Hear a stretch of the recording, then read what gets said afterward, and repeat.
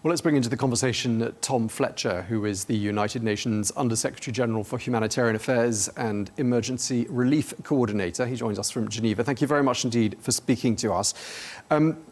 Just in terms of what we've been discussing in the programme up until now, I mean, we've been focused on events in Iran, and there's a real danger, isn't there, that people in Gaza are going to be forgotten or at least eclipsed for the time being. Do you see that as being a real risk?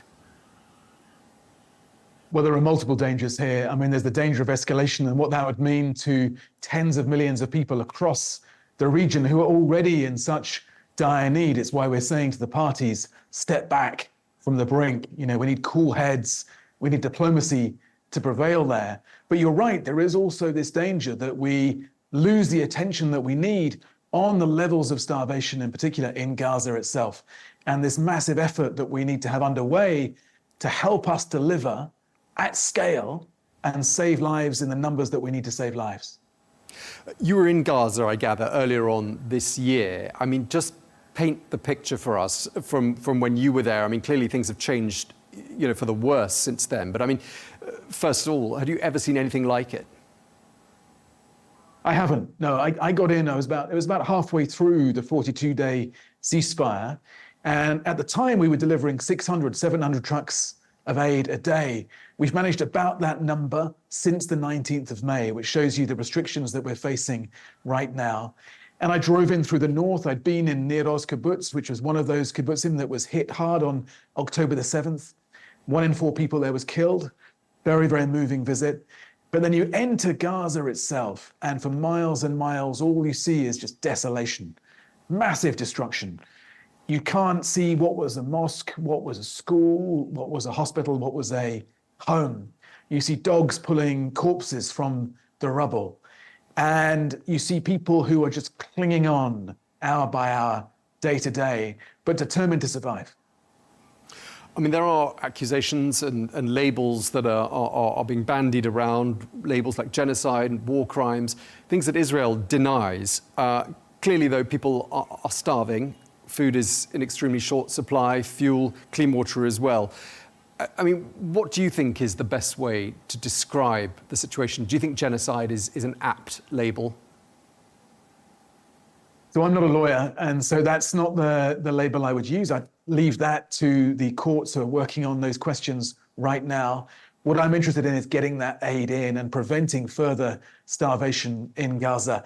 You know, we have enormous amounts of aid already cleared, provided by the international community. We can feed all of the civilians in Gaza for months if we're allowed to deliver it. And without that, we will have a continuation of this humanitarian catastrophe, horrific humanitarian crisis that we're seeing around us every day in Gaza. Yeah, and for several days we've been reporting on people queuing up for food at these aid distribution points and being shot at and in some cases killed. I mean, who do you blame for that sort of horror story? So I'm not in the blame game. We're in the aid delivery game. We regularly call on the Security Council and others to hold to account those responsible for acting with impunity against civilians. And we've regularly condemned Hamas for its hostage-taking and Israel for the levels of civilian killing in Gaza. What we need now, and our real focus, is that we have a plan. We know how to do this. We know how to deliver aid at massive, massive scale. And what makes me furious is that we're not allowed to do that we're being prevented from doing that in the way that we know how to do this. This is our bread and butter. We do this in so many places across the world, and we could save lives at massive scale right now, and we're not being allowed to do that. Why is it that the Gaza Humanitarian Foundation is doing such a chaotic job, and you know, in some cases a deadly job of distributing aid? So I don't know, I can't comment really on their day-to-day, the modalities, the mechanisms through which they're using these militarized hubs to deliver aid. We've set out in detail, in public and private, our reservations about the way this is done. We think aid should always be delivered in a principled, neutral, impartial way. We worry about the way that these mechanized hubs displace people and, as we've seen on our screens, dehumanize people. People should never be met with bullets when they're just seeking to feed their kids. You've been there, as we were saying earlier on, and you're quoted as saying, it's that smell and sound of death on this scale and the trauma on this scale, you do carry that with you. Just tell us, if you will, Tom, how this experience of visiting Gaza and following the situation in Gaza has affected you personally. I think it affects everyone who's involved with this crisis. I think a lot about our humanitarians on the ground who are all deeply traumatized by what they're experiencing every day. And of course, it affects all of us who are dealing with this at the headquarter level as well. But what we go through in just a few hours, a few days visiting somewhere like Gaza is nothing compared to life for those civilians there who see no way out and who are dealing with this horrendous situation day in, day out. And they want what we all want. They want to get food to their kids. They want their kids to be in school. They want medical care for their relatives. And all those things are being denied because of this horrific conflict happening around them.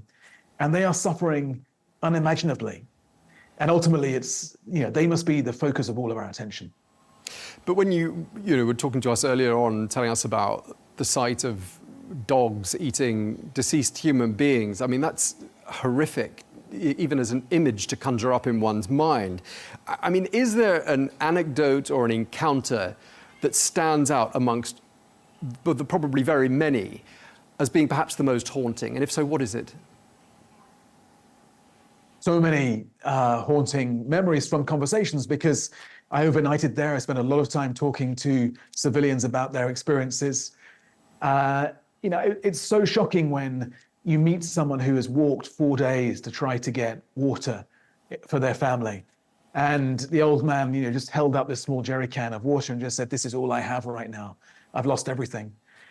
I met the grandmother whose son had bled out on the street in front of her, and medics who'd come to help him had been taken out by snipers as she sat there watching him lying there in the street in his own blood. I visited Al Auda Hospital, one of the few hospitals still basically functioning. And on the wall, a doctor who was later killed has written, "Tell them we did what we could." And in a way, that's been our motto, certainly my motto since leaving Gaza, that I want to know that every day we are doing all we can for those civilians. This may be beyond imagination, the situation, the crisis that they're facing, but we cannot let it be beyond our levels of compassion. We have got to keep finding ways, keep finding the arguments, keep working and working and working to get the aid through that we know that can save so many lives. And that's a huge challenge for you and for all of those who work with you, because the UN is massively stretched. You're supporting upwards of 110, possibly more, million people around the world. There isn't enough money, is there? Well, there's plenty of money out there. All I'm asking for is 1% of what the world spends on defense every year to save over 100 million lives. I can't believe that there isn't that money for that. I can't believe that the world has lost that level of kindness and generosity for those in direst need. Over 300 million people need help right now.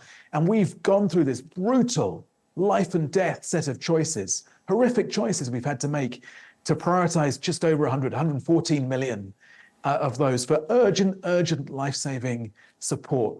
So there is money out there, but the governments of the world, the nations of this world, are choosing to spend it on arms rather than saving lives.